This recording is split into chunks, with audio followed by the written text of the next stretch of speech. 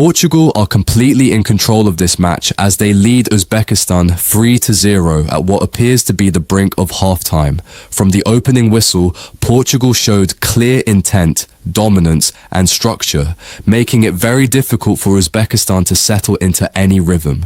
The difference in quality between the two sides has been visible across every area of the pitch, especially in midfield, where Portugal have dictated the tempo without much resistance. The match began with Portugal immediately pushing forward, using quick passing sequences and intelligent movement off the ball. Uzbekistan tried to stay compact in the opening minutes, focusing on defensive shape rather than possession. However, that plan quickly came under pressure as Portugal's attacking intensity forced them deeper and deeper into their own half. The midfield battle was one-sided, with Portugal controlling possession and recycling the ball efficiently, constantly searching for openings between the lines.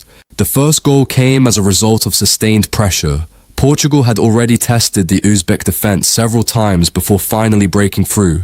Once the goal arrived, the entire dynamic of the match shifted.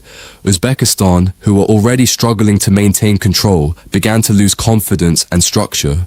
Their defensive line started to drop even further, and the gaps between defenders and midfielders became more visible.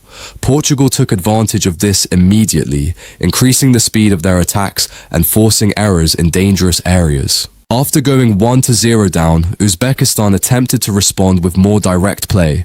They tried to move the ball forward quicker, but Portugal's pressing system prevented them from building any meaningful attacks. Every time Uzbekistan tried to progress through midfield, they were met with aggressive pressing and quick recoveries from Portugal. This constant pressure made it extremely difficult for them to maintain possession for more than a few seconds. The second goal reflected Portugal's superiority in both creativity and finishing. A well-constructed attacking move broke through the defensive structure of Uzbekistan once again. At this point, the match felt increasingly out of reach for Uzbekistan. Their defensive organization was being stretched beyond its limits, and the communication between their backline and midfield was breaking down. Portugal's wingers and fullbacks played a crucial role, stretching the field wide and creating space in central areas for attacking runs. As the game progressed, Portugal continued to dominate possession with confidence. Their passing was sharp, purposeful, and constantly forward-thinking. Rather than slowing down after gaining a comfortable lead, they maintained intensity and looked for more goals. This mentality is what separates top-tier teams from struggling opponents in high-pressure matches. Uzbekistan, on the other hand, looked increasingly fatigued and mentally frustrated as the first half went on. The third goal essentially confirmed Portugal's dominance. It was a result of excellent build-up play and clinical execution inside the final third. By this stage, Uzbekistan's defensive structure had completely collapsed under pressure. They were unable to maintain their shape, and Portugal exploited every small mistake. The finishing was calm and precise, showing the difference in quality at this level of competition. Now, as halftime approaches, the biggest question is how Uzbekistan will respond in the second half. At 3-0 down, they face a very difficult situation.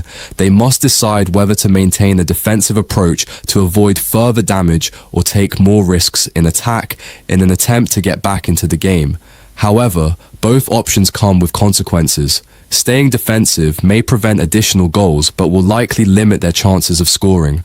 On the other hand, pushing forward could leave them exposed to even more dangerous counterattacks from Portugal.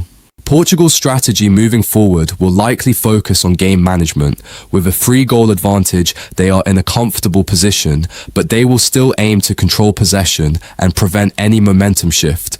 Their defensive organization has been solid so far, and they have not allowed Uzbekistan any clear scoring opportunities. If they continue to maintain this discipline in the second half, the match will remain firmly under their control. One of the most noticeable aspects of this game has been Portugal's efficiency in front of goal. They have not wasted chances and have converted their dominance into a strong lead. Their attacking players have shown excellent awareness, timing of runs, and coordination in the final third. The chemistry between midfield and attack has been particularly effective, allowing Portugal to break through Uzbekistan's lines with relative ease. For Uzbekistan, this match highlights several tactical and structural issues that need to be addressed. Their defensive spacing has been inconsistent and they have struggled to handle pressure in midfield. Additionally, their transition from defense to attack has been too slow, allowing Portugal to reorganize quickly and shut down any potential counterattacks.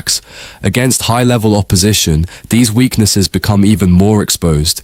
Despite the scoreline, Uzbekistan will still look for pride in the second half. Even if a comeback seems unlikely, scoring a goal or showing improvement in structure would be important for team confidence moving forward in the tournament. Football often changes quickly, but in this match, Portugal have shown complete control in every department. As we head into the second half, Portugal remain in a dominant position with a 3-0 lead, while Uzbekistan face a challenging uphill battle to recover.